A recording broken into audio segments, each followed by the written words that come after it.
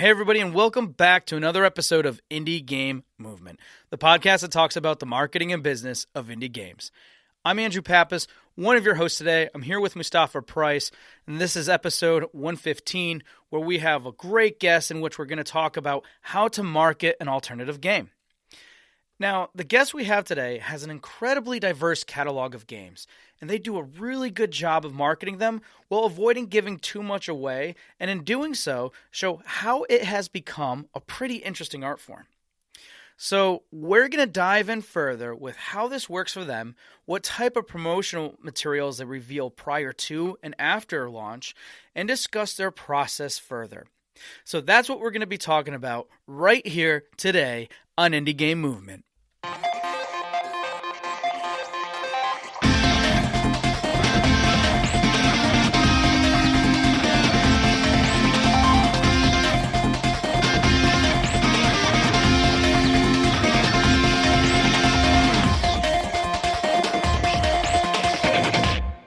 Hey everybody, and welcome back. And I have myself here, Andrew, and Mustafa's with me as well. Mustafa, how's it going?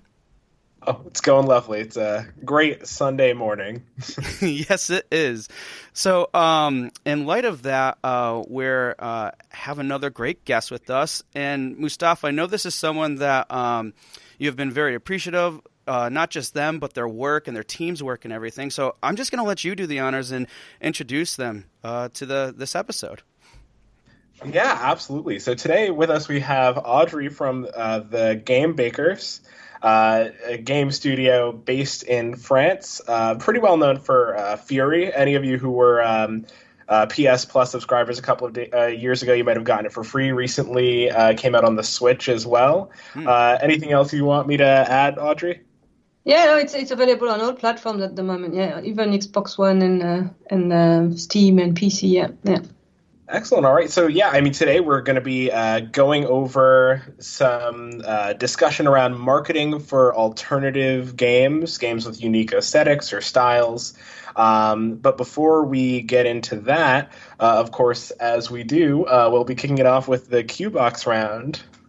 Yeah, definitely. So I'm going to go ahead and lead that. And Aubrey, just so you're familiar with the Q-Box round, it's basically a series of random questions that we prepared for you, and we just want your answers on them. It's a way for people to get to know you a little bit better. So, are you ready for the Q-Box round? I am ready. Okay. Ready as can be. All right. Dogs or cats? Definitely cats. I have 3 cats. I just got a puppy dog. I love him, but well, that is so tough. So Cool. Cats. For cats, for sure, by proxy. All right, great. What is your favorite movie? Well, I thought this is such a difficult question to answer, right? So I decided what movie should I bring with me on an island, right? A deserted island. Ooh, and good it has to be a movie that's going to make me happy. So I ended up with Singing in the Rain. I don't think you can be unhappy after watching Singing in the Rain. So yeah, that's going to be it. That's awesome. and a good movie to pick for sure. What is your favorite meal? Yeah, I think it's chocolate, just pure chocolate. Oh, yeah. It's my drug. Yeah. It's my drug. Excuse me. Okay, and what is one thing that motivates you every day? Well, I'm so lucky that I'm doing what I've ever wanted to do with the amazing people around me. That's just nothing else you need in life, I think. So just doing the thing that you love doing is enough to just motivate you every day. That's awesome. Yeah, and doing it with nice people. I think we never emphasize enough how important it is to work with people who are amazing and kind, especially in our industry. Yeah. Oh, yeah, it makes a huge difference for sure. All right, and just to kind of wrap this session up, this is probably just as difficult to choose, or it depends. Like, what game are you playing right now, or what is your favorite game if you're not actively playing one? Well, the one I played the most recently for probably the longest in a while, because before I was playing MMOs, but when I was younger, it's been Stardew Valley. But today okay. I just started the Goose Game, the Untitled Goose Game, of course. So yeah, I'm probably going to spend a bit of time on this one. Sweet.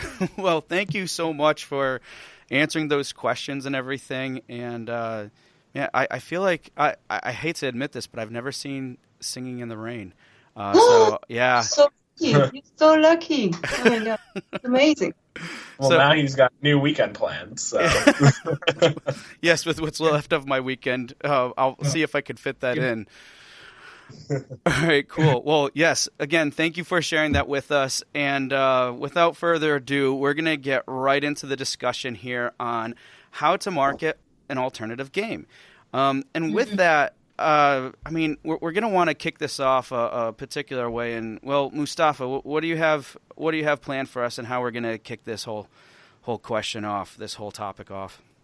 Right. Yeah. So I think a lot of the times with the show, we sometimes like to have developers share their experience across multiple different titles. And while that's absolutely an option here, a lot of our questions are framed around Fury specifically, because a lot of that game had some very different points of marketing between like the music and the art direction and the story. And it seems like a very interesting challenge of like trying to sell people on experiencing that game without giving away too much of the surprise, because a lot of the surprises I think were the bulk of some of the fun and the experience there. So kind of acknowledging the diversity of your catalog of games while still trying to market them without giving away too much information, I think is the bulk of what we're looking for.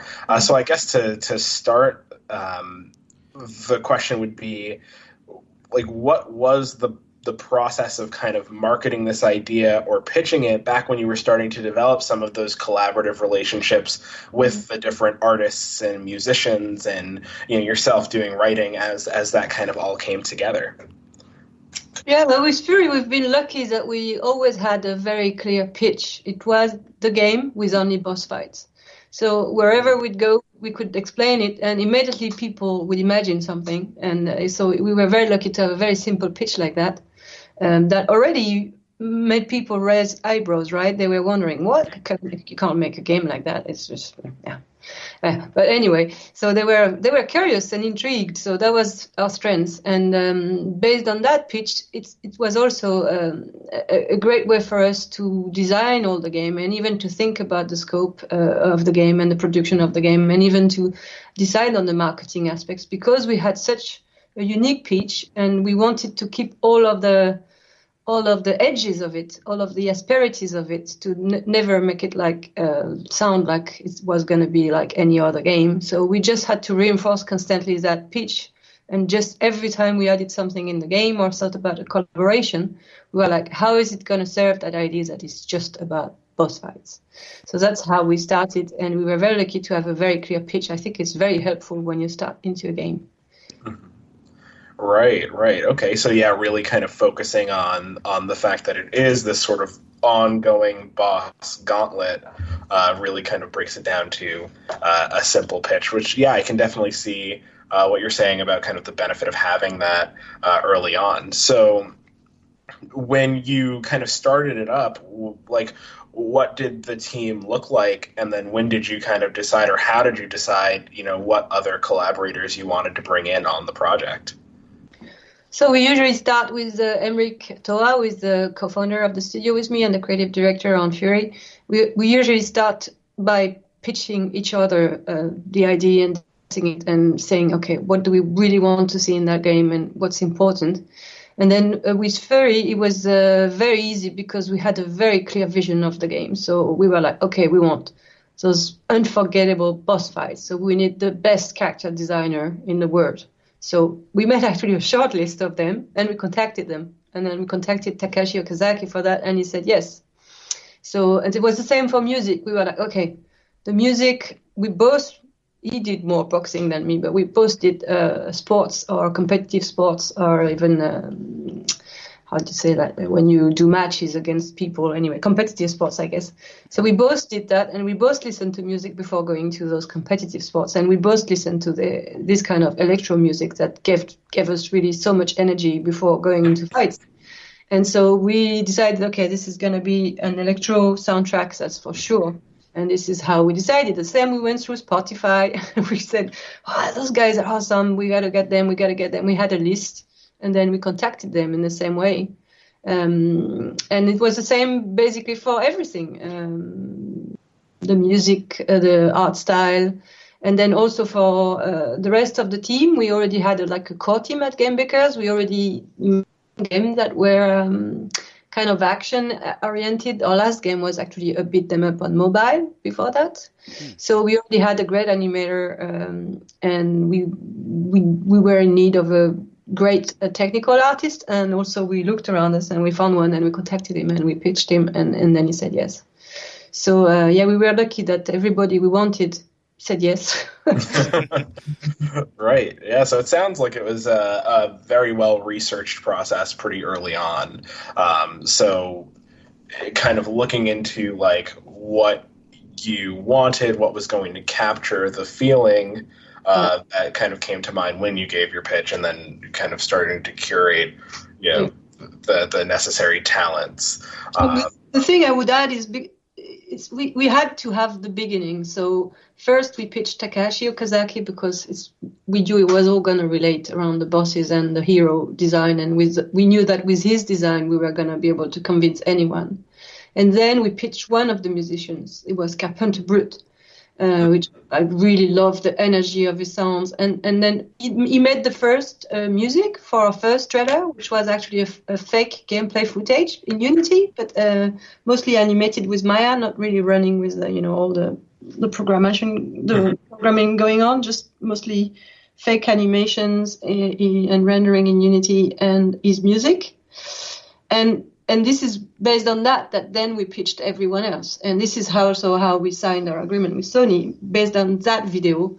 And the funny thing, and I'm super proud of that, and this is really the work of Emric Toa, the creative director, is that sometimes when you look at the video, even 3 years later, it still looks so much like the game. There was we didn't change our mind on that game. We really delivered the vision that we had captured in the video. So that was... it's a big achievement. It's actually really hard to do. And I can tell you, because in our current game, we had so much problems with nailing down the vision that now I know how lucky we were with Fury. Mm-hmm.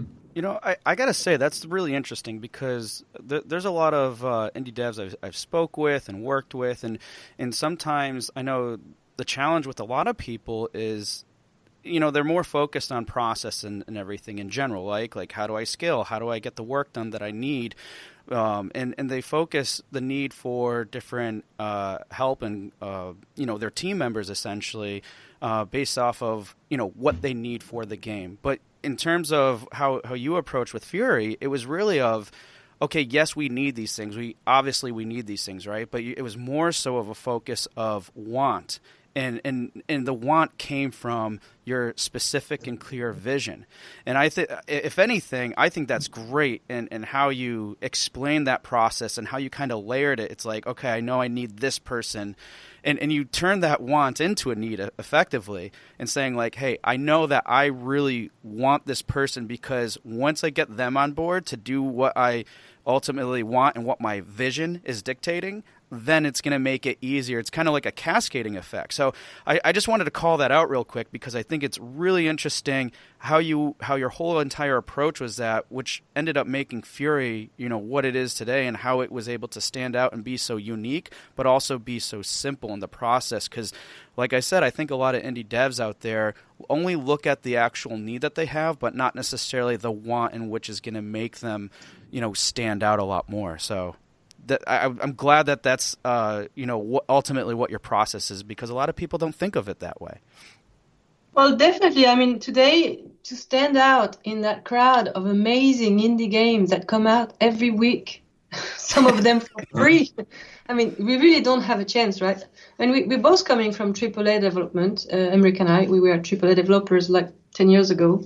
And we know we can't compete with the big AAA teams who do everything perfectly. And we can barely compete with the best indie teams there are around, because some of them are just amazing and complete genius and really brilliant. So our only chance really is to be clever. and to be focused. So no, we can't deliver everything that's going to be in a AAA game, like lots of NPCs and story branching and combos and whatever. AI